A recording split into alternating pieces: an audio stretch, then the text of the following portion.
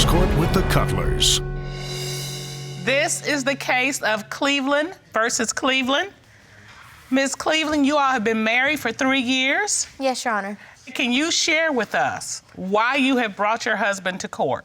Yes, Your Honor. I am almost 6 months pregnant. My husband is steadily accusing me of cheating. I know I've done wrong in the past, and I have cheated in the past, but we mended our relationship. And you're here to save your marriage. Yes, Your Honor. If I don't have my marriage, I have nothing. My boys will never see their father, and that's not just gonna hurt us, it's gonna hurt my children. All right, so you're in it to save your family. Yes, Your Honor. So, Mr. Cleveland, why are you here today? I've already got one foot out the door, Your Honor. I've been through this before. If she's still currently cheating, I'm done. I can't handle this no more. When you say you can't handle it anymore, what's it doing to you inside? It's destroying me. It is literally tearing me apart. I don't know if this child is mine or not, and it is her fault. Yeah, our kids are gonna pay for this. I'm not gonna get to be my kid's life every day, and it's her fault. It's gonna be on her. So, Ms. Cleveland, with your marriage on the line like this, what's it doing to you inside? It's killing me inside. I'm tired of being accused of cheating.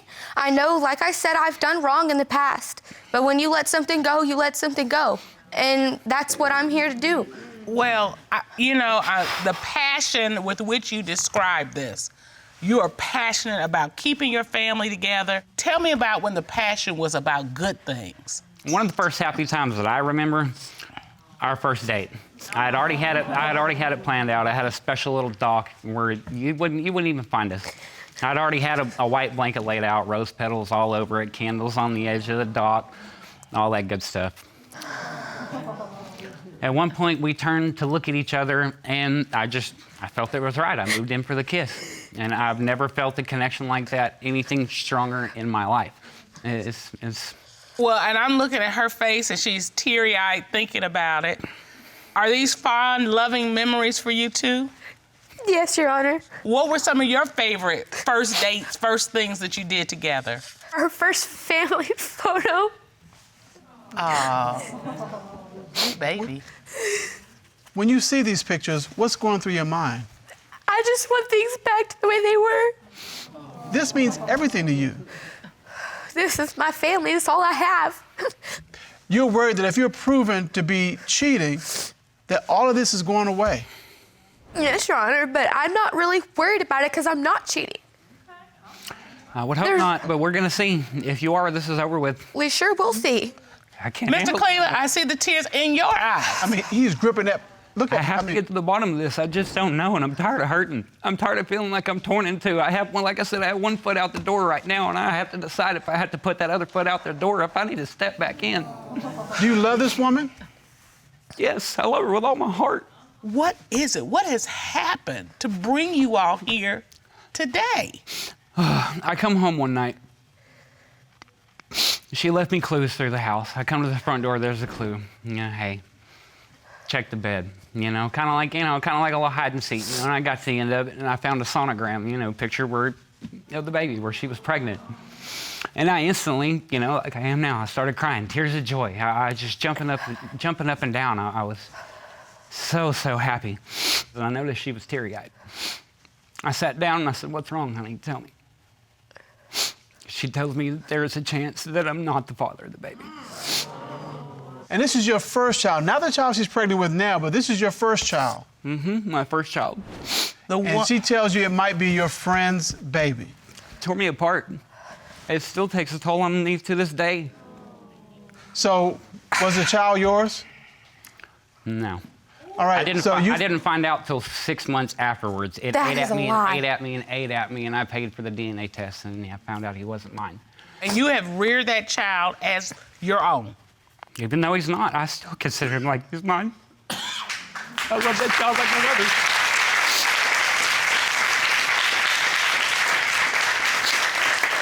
I have a very big heart, and I'm not going to let a child go without a father like that. All right. Can't do it.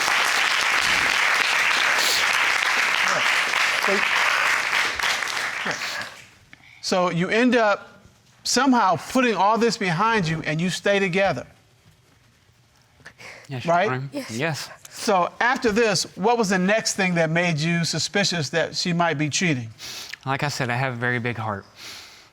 She had a friend of hers that actually became a buddy of mine too. It was an ex-boyfriend of hers. He had nowhere to go. I let him come stay over at the house. He kept having a friend of his come over, and I noticed the bond. I noticed that things that I would say that would make her laugh. It was to the point with me and her, I couldn't make her laugh. This guy could say something corny, and she'd fall on the floor rolling around, and it tore me in half. I get you having a big heart, and I applaud you for that, but you do not have to set yourself on fire to keep people warm. And if you know your wife has an issue, you don't put it in front of her. When I'm on a diet, doesn't happen much, but when I'm on a diet, Mr. Cutler better not bring chocolate up in my house. He knows that's my weakness. I went to work one night. Lo and behold, here she comes with the friend's friend and some of his family up to my job. What do I see all night long? Buddy, buddy, them being buddy, buddy. Everywhere she went, he went. Everywhere he went, she went. Your Honor, this is not true. I even got to the point where I called my boss and asked my boss, can I kick him out before I do something crazy? Okay, you're saying this isn't true. This is not true. The only time we went up to his job was on my birthday party, and he was working. He don't tell me I love you. I don't get a kiss after he gets off work. None of this. But I get all this attention from another man that's in my house all the time. Okay, I gotta say this to you. You need to grow up. I know. All right, so Mr. Cleveland, you see this man hanging around a little too much. You see him at your job. Your wife's a little too friendly. What do? Yeah. Honestly, I kind of lost it in the head, and I told her, look, y'all got to back up, and he's got to go. But at some point, you put your foot down and said, look, he's got to go. 3 days after she came to my job with him. All right, and did he leave? Yeah, she left with him. Gone for 2 months. Were you sleeping with him? Yes, I did. And the condom broke. And I don't believe that take one. precautions after that. I don't believe Was that. that the only time that you had sex with this gentleman? No, Your Honor. So you were with him 2 months? Yes.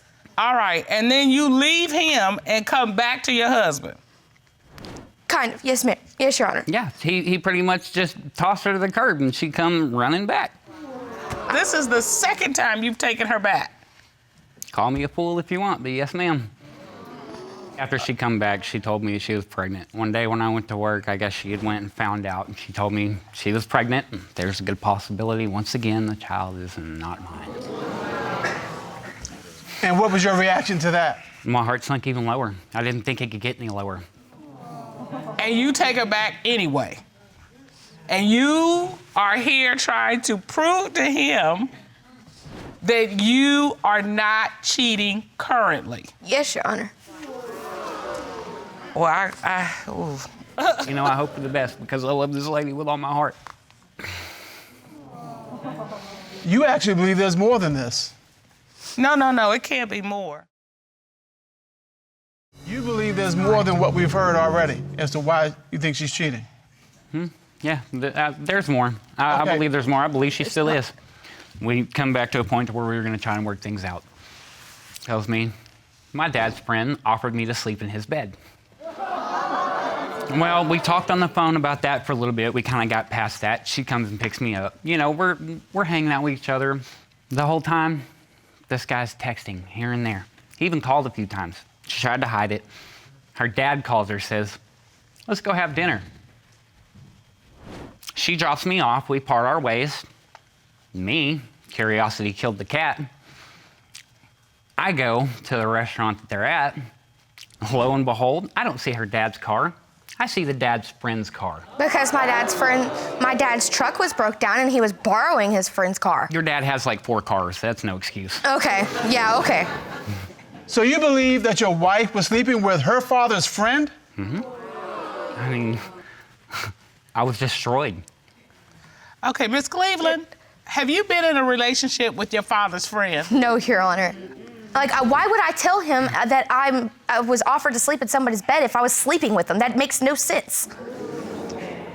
But he was just being nice. I met my dad later on that evening. He was in his car because his car was in the shop. I don't know.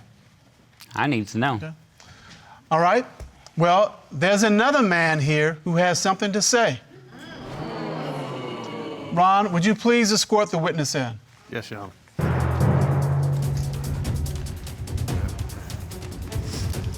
Sir, you would step right in. Gonna have you go to the right, Stephanie. Oh, wow.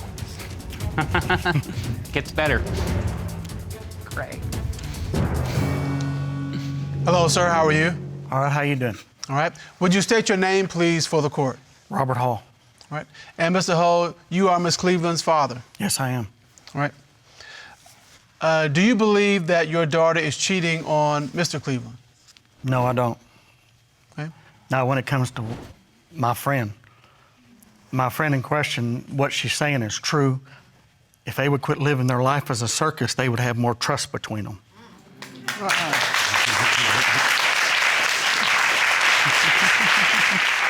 He brings his friends, and they come around showing her attention and shedding money, and next thing you know, she's off with him. I don't believe in that at all. I don't believe my value of marriage is totally not what they got going on. And but they do this back and forth, back and forth, back and forth, and it's ridiculous. They need divorced. Wow. Your daughter is here trying to save this marriage. But what you've observed is nothing to save? Is that what you're saying to this I'm saying court? that neither one have common sense enough to be married with what they're doing in their marriage. It's horrible.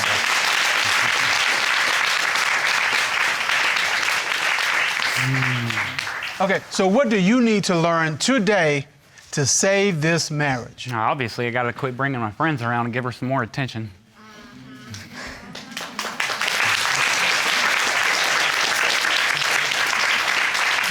But if she's still cheating, I'm done. I'm not doing it no more. For this marriage to go forward, you have to find out today that she's not cheating. That's the deal breaker for you. If she's still cheating, I'm done, and my kids are going to pay because of her. to get to the bottom of this, the court has ordered a forensic voice analysis of Ms. Cleveland, and we have those results.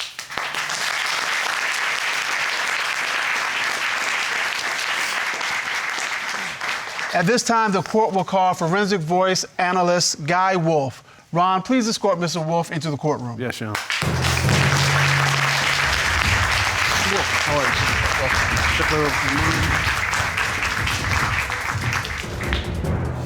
Mr. Wolf, how are you today? I'm well, Your Honor, thank you. In this case, you conducted a forensic voice analysis of Ms. Cleveland. Is that correct? Yes, Your Honor. Okay. How does that differ from a lie detector test? The voice analysis, or forensic voice analysis as we call it, operates by recording the spoken word. And in the spoken word, there are AM and FM frequencies. When you tell a lie, the FM frequency goes away, and that's recorded on a computer. Okay. And so that's an effective way of determining whether someone is telling the truth or not. Yes, Your Honor, it is. All right, let's take a look at the first question you asked. Have you ever had sexual intercourse with your father's friend? No. Right. What did your forensic voice analysis determine? The forensic voice analysis determined that she was being truthful.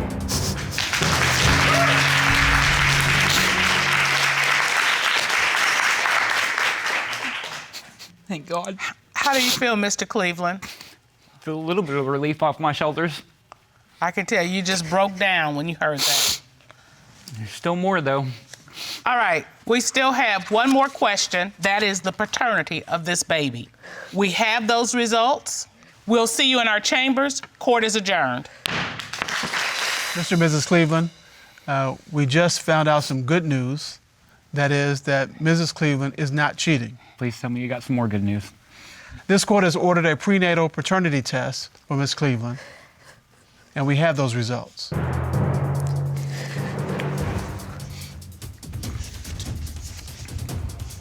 It has been determined by DNA diagnostics that Mr. Cleveland, you are not the father.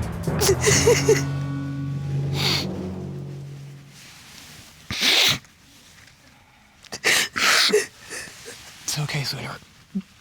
Sorry. It's okay. I still love him like he was mine no matter what. We'll get through this.